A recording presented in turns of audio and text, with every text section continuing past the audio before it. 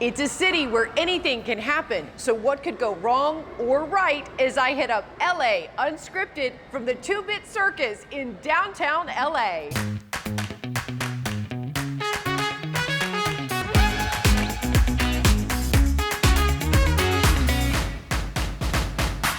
Immersive escape rooms, classic carnival games, plus a virtual arena and an amazing arcade sure to cause more than just Pac-Man fever. Let the games begin. Hi everyone, I'm Dana Devin, and shh, don't tell my bosses at KTLA, but I went way off script today to join LA's 2-Bit Circus.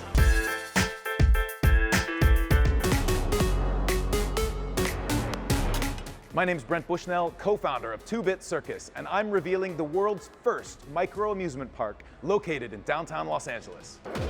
Popcorn. Cheer. We just made up the term a micro amusement park, and the idea is, small compared to an amusement park, but still huge for an entertainment complex. And then, like a carnival, like an amusement park, lots of different things that you can do all over. So the story rooms, our game show, the Carnival Midway, the arcade, the VR, lots of different zones. Brent and I are really inspired by a couple of different classic forms of entertainment. Classic video games, classic carnival games, and technology. And we really wanted to marry all those things together and create experiences like no one has ever had before that bring those pieces together. Good, good.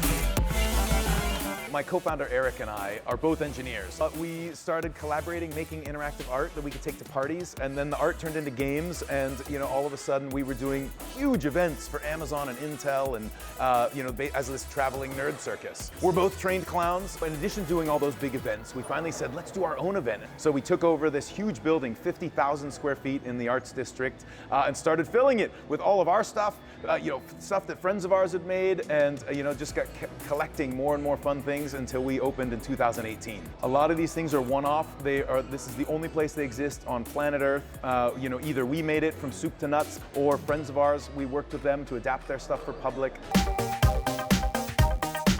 The Carnival Midway is all about social play, multiplayer games. We have these big track balls, and those are actually the balls that a clown will walk on in the circus. So we have a lot of multiplayer virtual reality. Hyperdeck, this is a 4-player virtual reality experience, but there's wind that blows your hair back, the floor vibrates. So many of the games here at 2-Bit Circus are designed to get you playing with other people. Now, today, that's a tightrope wire we have to walk carefully with the pandemic, with all the new regulations, but this is a big place. People can play comfortably and safely here. Lots of people have bars, but you know what? Drinks are better when a robot makes it for you. We've got a robot bartender that can grab the alcohol off the Ferris wheel of booze, mix it, shake it, and present it to a human. We got a nice big parking lot and turned it into seating, and we got some bistro lights up there. We did the game show outdoors. We do that once a month. And to be here in downtown in such a special place, the Arts District, it is such a fantastic place to be and such a fantastic time to be here.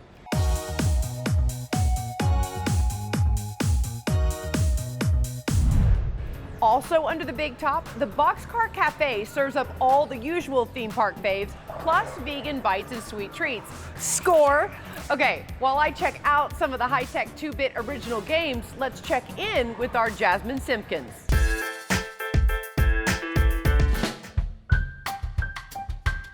I think we're trying to be an introduction to immersive theater for people that might not even know that that's a thing that exists in this world. We had a space in New York, actually, before this called Dream Machine, and it was all about dreams, and it was, more Instagram photo heavy. So we were trying to think, okay, what's retro and what has a lot of doors that can open up to weird things, and we came up with Madcap Motel. Madcap means wacky and weird. A little spooked out. What am I gonna see? I don't know. We were kind of nervous people would think we were a real motel. We came up with this portal to elsewhere, and how was the portal discovered? And so then we built out, okay, who owned the motel? What's the backstory of the motel? And JP Sando was born. I'm JP Sando, owner of this fine establishment. March 11th of last year is when we went to launch, and we all know it happened March 12th of 2020. I think being back in this like 1960s Americana retroness is just like a happy coincidence. What's really great is right now mid-century modern is in again. So the space is a mix of new and old, and I think that helps make things feel authentic. Elsewhere appeared to Mr. Sando when he was in his most distressed state. There is a lot of training and things that go into it. It's now 50 actors that are all trained, all know each role. I got a postcard. Yes, and it looks just like that one. I wanted to be in a artsy part of LA. I wanted to be in a place that felt like you could not only come to us, but when you walked outside and went to each bar and restaurant or gallery around us, it felt like a cohesive Friday night outing in downtown. We have luckily been sold out for the last 3 weekends, so it's been pretty popular. And people of all ages. It was really cool to see every age. It hits home and it has heart and feeling, and I think that that's what's connecting with so many people. I'm really lucky to be able to call this my job, but when I actually think about what my job is and like the people and the family that we've built here, I'm really lucky. Okay, make sure to make reservations before visiting. There is so much to do in our city. I love it. And we have more LA musts coming up. Next, swimsuit season is here, and we have hot styles for all, even for mommy and me matching, plus your chance to win some super cool summer bags. And more 2-bit fun from the Matteo Street Circus. We'll be right back. Oh my God, they're gaining on us. Look, they're going. They are playing this time. Oh my God, what is happening? Go,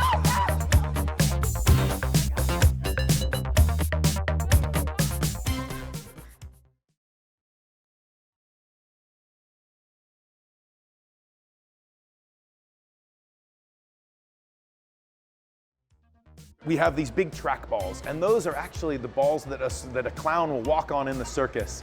And Eric had one, and we were like, hey, what if we turn this into a track ball? So we mounted it on casters, we put a little mouse underneath it, and all of a sudden you have this huge track ball. And so we've made tons of different games with that. And now we have this, kind of King of the Hill, 4 of them, as a Carnival Midway game.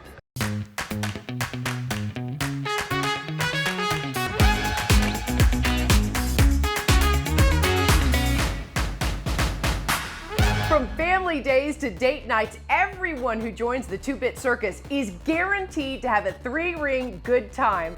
Welcome back to LA Unscripted, everyone. I'm Dana Devin, and this high-tech arcade carnival is definitely not clowning around when it comes to virtual reality. Whoa, oh my God, it's so cool. But we also have story rooms. That is my favorite. No one's done a story room before because we invented it. A story room is a room that you and 5 people will go in as a group. It can be anywhere from a group of 4 to 6 or so. And it's a little bit like walking into the episode of a television show. You get to inhabit a character. You're taken on a narrative arc from knowing nothing about what you're doing to being a total expert and also laughing like crazy by the end of it. And while I blast through the bayou, our Olivia De Bortoli is up with an IRL giveaway. That's in real life in gamers' terms. Yeah.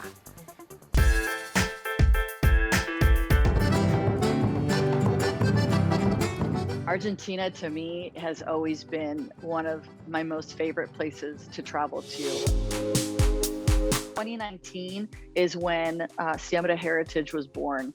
And it's all about just giving these artisans, these indigenous communities, a platform to show these incredible one-of-a-kind works of art. I'm Argentinian, and as I got older and I started purchasing my own things, I started buying stuff for friends that were really unique to my country. And little by little, I started realizing, oh my gosh, there's like some really cool pieces, cool artifacts, cool artisanal goods here in this country that like nobody knows about. Let's talk about the way that you guys are helping these indigenous communities and why you wanted to partner up with them and kind of give them the boost that they needed. So I started with the Wichi communities. The Wichis are, the majority of them that create these bags, the Shaguar bags, are women. They're learning how to become entrepreneurs themselves. have one right here. This is like Perfect. one of the coolest designs I've ever seen. Right. And then you can have this like more traditional like square little bag that you have Little there. basket. So tell me, yeah. So tell me a little bit about the items you have and describe them to me. The carandijo, I have one too. The carandijo, this is made out of a shrub-like plant that's very similar to a palm tree. So they take the leaves, they dry them out, and then they use different weaving techniques to create them.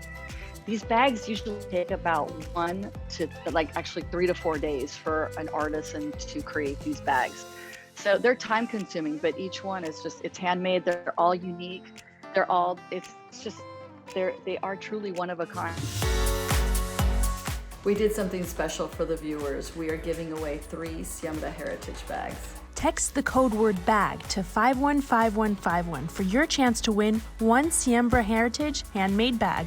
Good luck.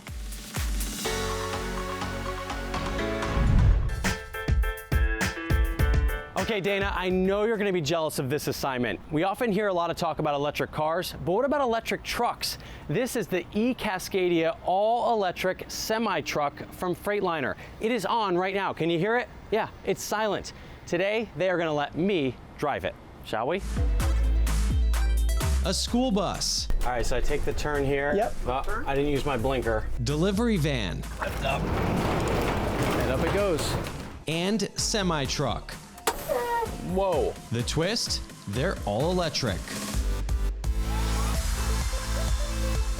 Everything that people like about electric cars is the same thing that they see with electric trucks. You get instant acceleration, instant torque on these vehicles. Alexander Wirtz is with Daimler, the company that makes Freightliner trucks. Hold on, I've got someone in the way here. Hold on.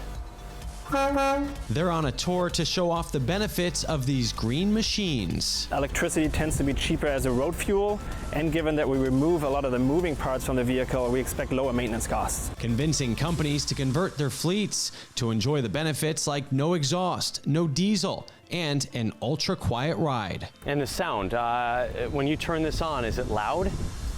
No, it's on right now. It's on right now. Yeah. And I don't hear anything. We don't have any exhaust, we don't have any engine, no transmission, no after treatment system. Instead, we have batteries in the vehicles, and the batteries provide the energy through our inverters to the E-axle. So a lot less parts, a lot simpler powertrain, and it takes off like a golf cart. I mean, the school bus is so iconic, that rumble of being on it as a kid. That will all be gone in the future. Exactly. And what'll happen is when things in a bus go silent, the kids go silent. Okay, kids, we are about to take a ride on an electric bus. Are you excited? I took the bus for a spin. Okay, this is definitely the largest thing I've ever driven. It's very quiet. Can I give it a little gas? You can. Yeah, put your foot into it. You can't even call it that. I think we made it safely to school, kids. Definitely my first time driving a bus, but the electric made it easy. It felt like it was fast. It felt like I had a lot of power. The semi, a bit more intimidating. It's just like driving a car. Okay, let's try it. Still, I got behind the wheel of this 60,000-pound truck. Smooth, quiet. This is the quietest car I've ever been in. Woo! All right. That was a little nerve-wracking. With a jolt of power under the pedal, it was surprisingly easy to drive. Well, that was quite the experience. I mean, 60,000 pounds barreling down a parking lot. I didn't even give it the full pedal to the metal, and it was going. An electrifying ride into the future. These trucks can pull up to 82,000 pounds. They can go up and down hills, just like your diesel engine can today. Now, kids learn a lot of stuff in school, but on this electric school bus, they'll never know about that smell of diesel or that rumble. But I think the kids will be okay. I'm Rich DeMuro for LA Unscripted. CMD Heritage encourages shoppers to purchase with a purpose. And don't forget the code word is BAG, like as in old bag. Good luck! And LAU has so much more in store. Next, bathing beauties jump into the hottest swimsuit styles. LA Unscripted from the 2-Bit Circus will be right back after this.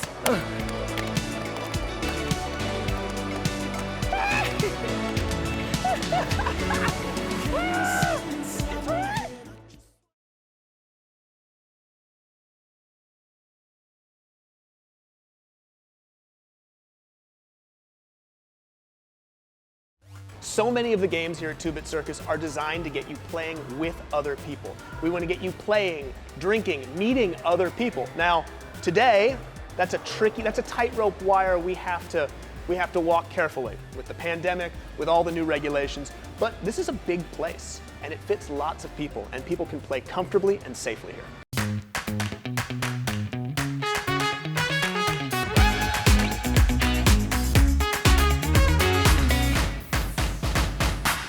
+30,000 square feet of cutting-edge video game fun. Welcome back to LA Unscripted from LA's Bit Circus.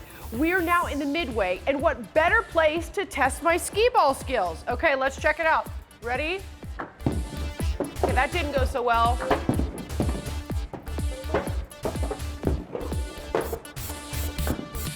Oh, robbed. I'm on fire. Not really. But you know what else is hot? The beach. And as SoCal heats up for summer, Megan Tellis is diving in for this Trends with Benefits.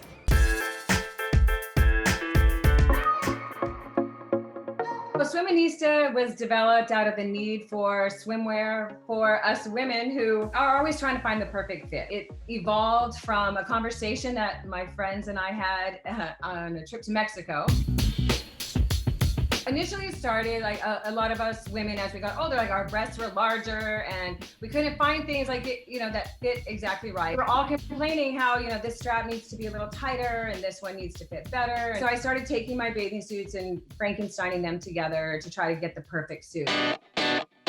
You don't just get into fashion overnight, designing overnight. What is your story? My business partner's girlfriend had a pair of jeans on and thought she looked real cute, and my partner was like, no, I can make you cuter jeans. So that's how Rock Republic started. We sold the company. Okay. When I had a baby. What year was that? That was in 2011. Swiminista came to life just a couple years ago. I also wanted to bring great colors. I wanted to bring an eco element to it. All of my materials are made out of recycled post-consumer goods. I'm just trying to put a lot of love and positivity into everything. According to your website, I am a medium. You sent over fuchsia and leopard. I so appreciate it. Thank you so much. Tell me about the fuchsia. Yes. I love the color. Oh, isn't that color beautiful? You can feel inside it has the power mesh lining, so it really supports you really good. It has the adjustable straps like in the back that you can move around. And then you have the leopard cheerful. Some leopards, it's a fine line. They can, really cheesy or No, it's a good leopard. You're so right. So thank you for making the right leopard. Thank you for doing this. Sustainability. This is for women, by women. We appreciate you. Good luck to you and your daughter. They actually make swimsuit shopping look fun, and it is not ever. But what happens here under the big top definitely is.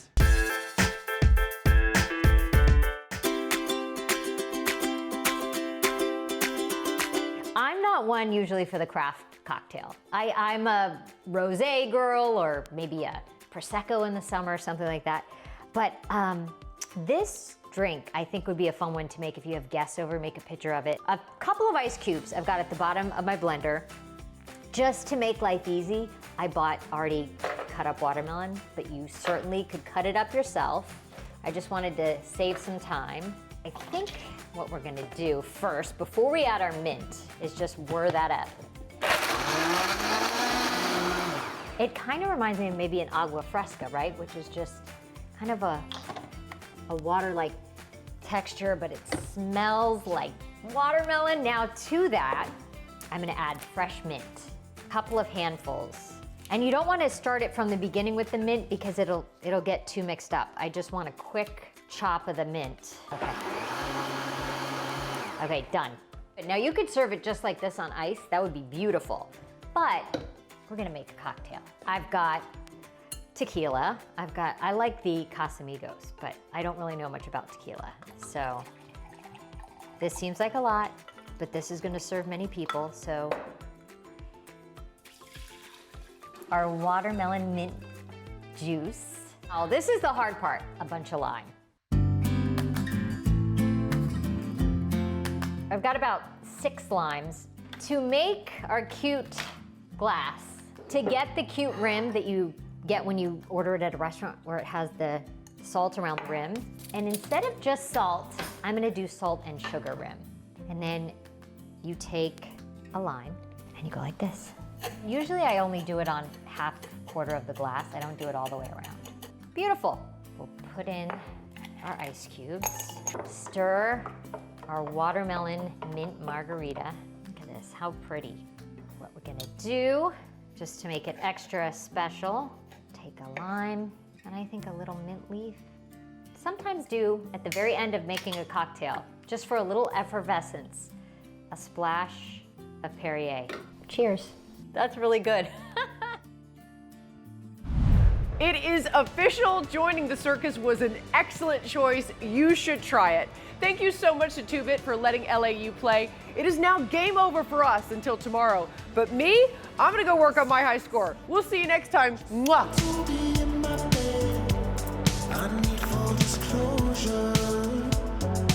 Maybe you like what you see, but you don't know the half of me.